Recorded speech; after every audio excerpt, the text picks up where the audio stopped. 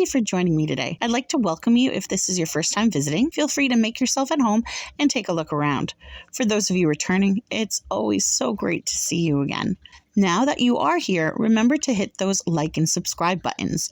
By selecting that little bell, you'll get notified every time I post a new video, so you never miss out on any of the crafty goodness. It's been a while since I last posted, and I am sorry for that, but I couldn't stay away from my most favorite time of the year, and if you're like me, it's yours too. I love the holidays, and last year I made my first holiday series. I had so much fun with you that I had to make one this year too. So if everything goes right, there will be 12 days of holiday fun coming your way. Today is day 1 of the 12 days, and I'm starting off with the fun Mittens card. I started by ink blending a stencil from Pretty Pink Posh. This is the layered mitten stencil. I find that the easiest way these stencils line up are by placing them up against a corner of something. I used the Misty for this. I also used a 6x6 inch piece of cardstock, the same as the stencil, so there's no guessing about lining up the images. I used the colors Uncharted Mariner, Villainous Potion, and Salvaged Patina. I was so excited when Uncharted Mariner came out earlier this year. Teal and turquoise are my favorites, so I was immediately drawn to it. I ink blended this really quickly, alternating the colors and then repeating the same for the second layer. If you're looking to really get those layer variations and details, you may want to start off with a lighter hand when applying ink, or use lighter colors on the first layer and then dark on the second. I'm a heavy-handed inker, so sometimes I do lose those pretty little details. I still love how this card came out, but if you want to capture those details, just lay off the ink a little.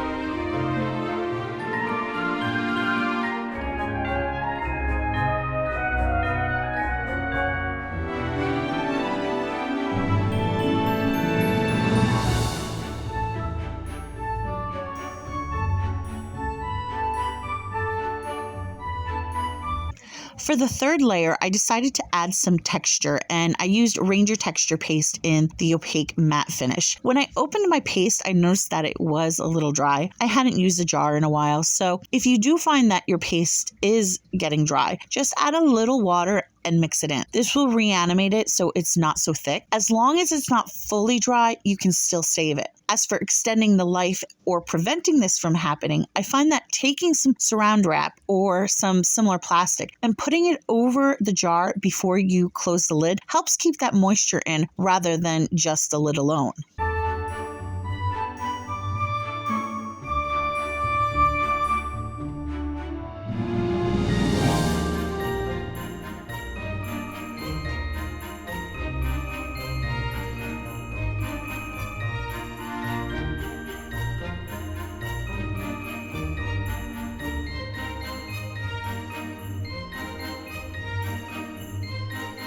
I spread the paste over the third layer and removed it when I was done. I left the panel to dry and cleaned the stencil off camera. While my panel was drying, I heat foiled some sentiments from Spellbinders using the Glimmer machine. These were from Yana's Christmas Sentiments, a great little set that will take you through the holidays. I do all my heat foil at once in 2 tones, gold and silver, so that I don't have to keep taking out the machine. It's just more convenient that way. I usually use foam to pop up all my elements on my cards. However, when there are thin and dainty parts to the elements like these words have, hiding foam behind them gets tricky. So layering the sentiments with cardstock is so much easier.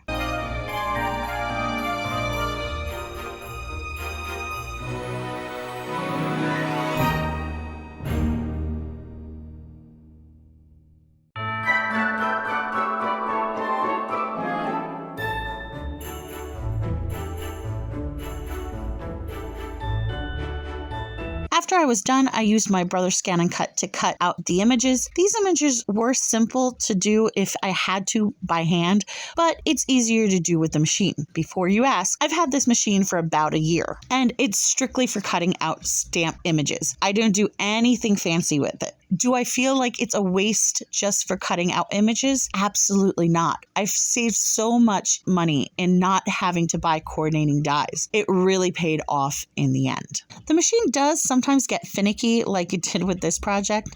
The scan wasn't registering the fluffy parts of the mittens.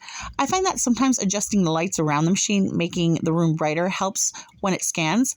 That didn't work this time.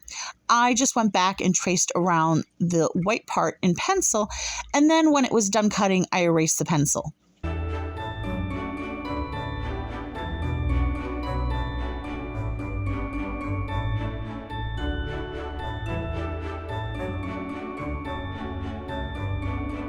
Once I had my mittens, I arranged them around my card panel and then used some press and seal wrap to lift the images off the cardstock and flip them over. Then I added my foam dots to the back. This design is simple enough that you could have lifted one mitten at a time and applied the foam and returned it to its spot, but this is far easier and it's rather fun.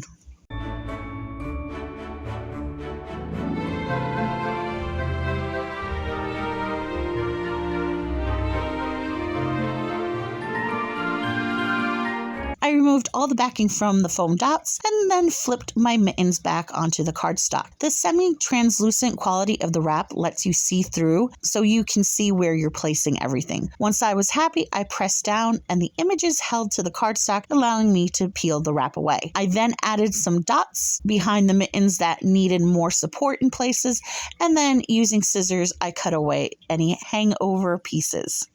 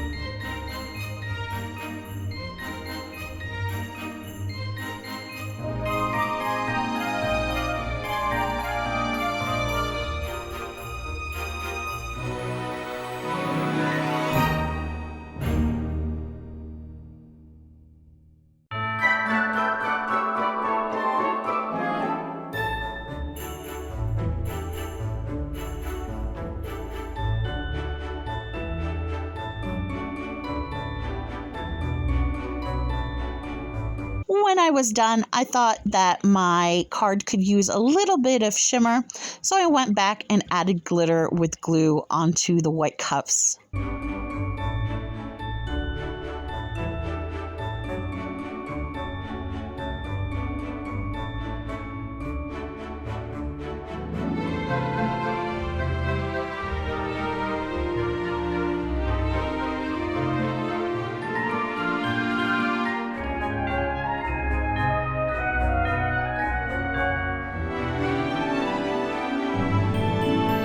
And that's it. I love how this turned out. It's a great card that you can give to anyone to brighten their holiday season. What do you guys think? I'd love to hear from you. Don't be shy and leave me those comments below. I hope you enjoyed this video. Don't forget to hit those like and subscribe buttons, and remember to join me next time for day 2 of the series. See you soon. Bye.